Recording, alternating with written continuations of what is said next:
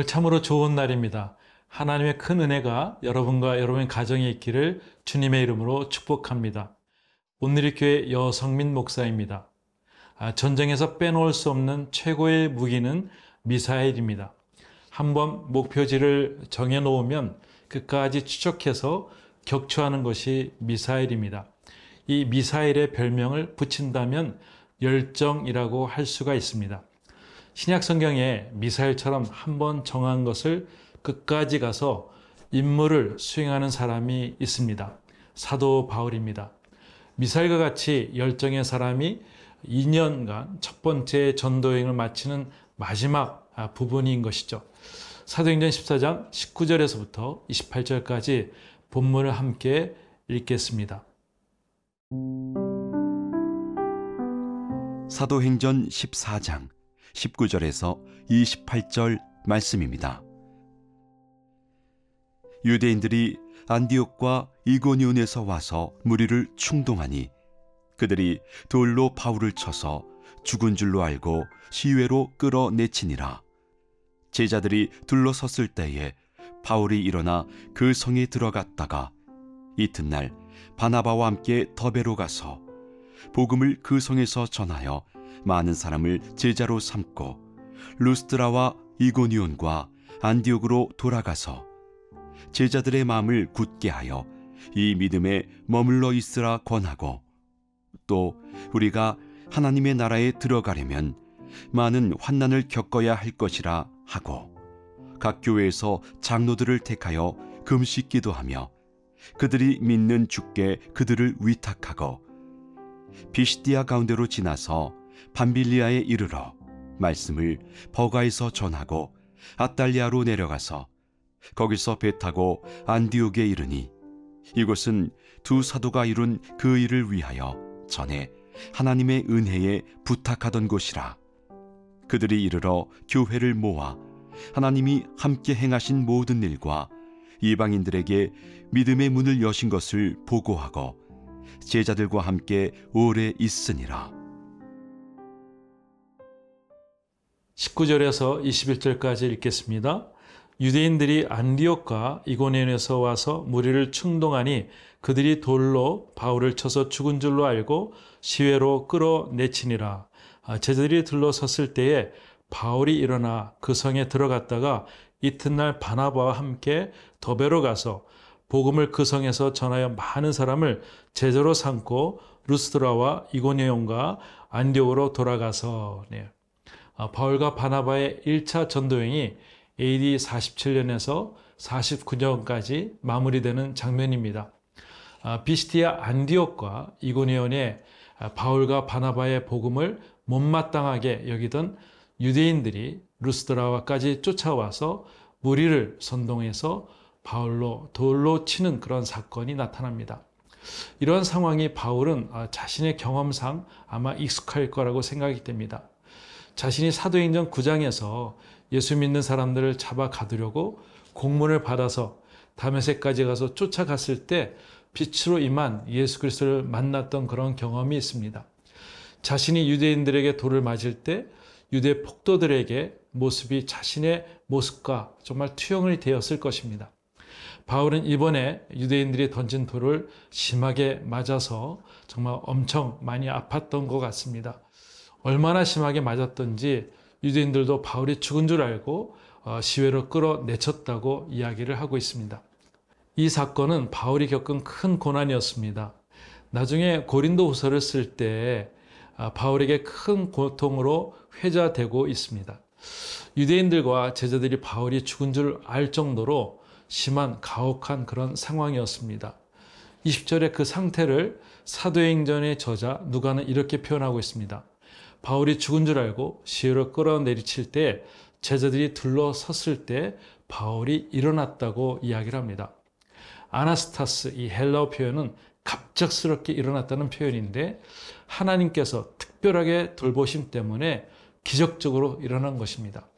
거의 죽음 가운데서 하나님께서 기적적으로 살렸다고 누가는 표현하고 있습니다. 아마 벤젤 신학자는 이렇게 바울의 최후를 확인할 때 그의 장례를 치르고자 이 제자들이 둘러섰다고 이렇게 설명을 할 정도인 것이죠. 20절 보니 바울은 핍박과 학대 가운데도 아랑곳하지 않고 기적적으로 벌떡 일어나서 툭툭 털고 성 안으로 들어가서 복음을 전하고 많은 사람들을 제자로 삼았다고 이야기를 하고 있습니다. 바울의 열정은 참으로 대단합니다. 바울의 열정은 어디에서 근거한 힘일까요? 사도행전 9장에 바울을 만나준 예수 그리스도였습니다.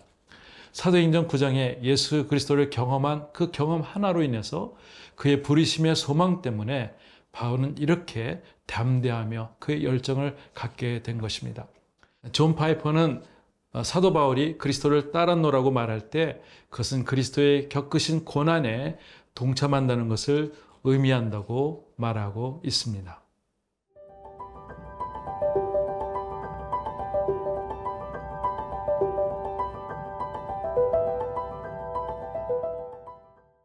네, 23절부터 26절까지 읽겠습니다.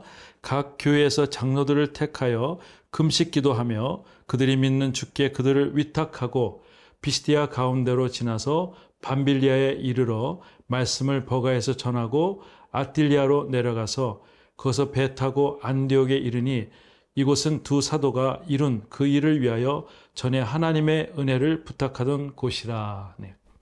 바울은 각 교회에서 장로들을 택하고 금식 기도하며 주님께 위탁을 합니다.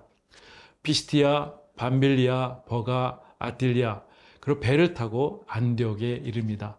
이 안디옥은 처음에 바울과 바나바 두 사람을 선교사로 따로 세움을 받은 그런 은혜의 장소인 것이죠.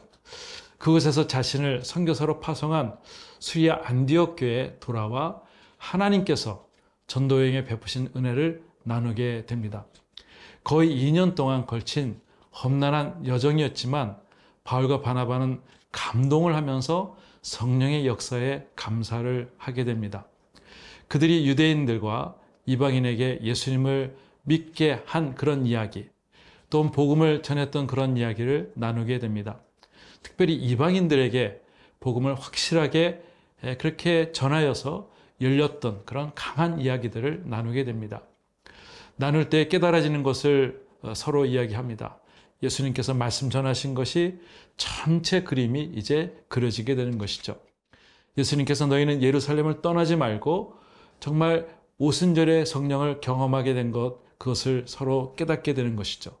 또 성령의 권능을 받고 또 예루살렘과 온 유대와 사마리아 땅끝까지 이르러서 강력하게 성령께서 역사하시는 것들을 그들은 깨닫게 되는 것입니다. 이것이 예수님의 우리에게 주신 소명이고 이것이 예수님의 꿈인 것을 확인하는 그런 상황을 갖게 된 것입니다.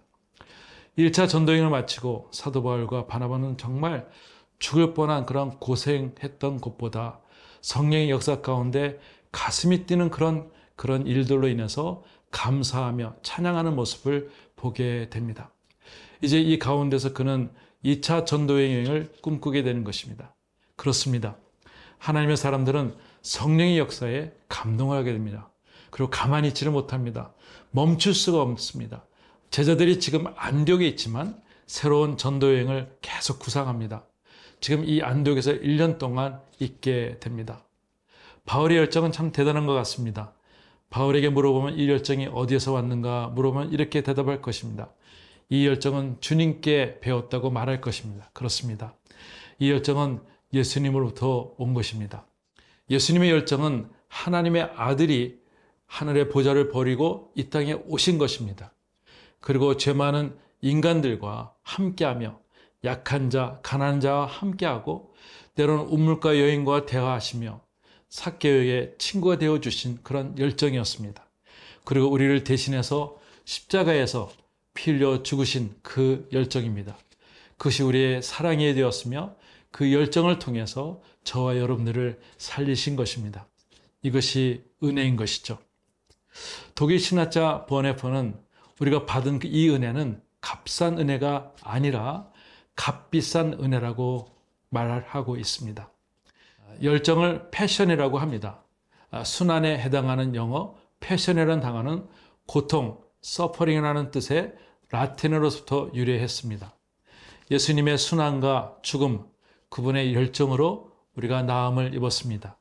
그분의 열정으로 우리가 구원을 얻은 것입니다. 목표를 정하면 꼭 이루고야만 하는 그런 미사일 같은 그런 바울의 열정을 저와 여러분이 오늘 꼭 소유하는 그런 축복의 시간이 될 수 있기를 바랍니다.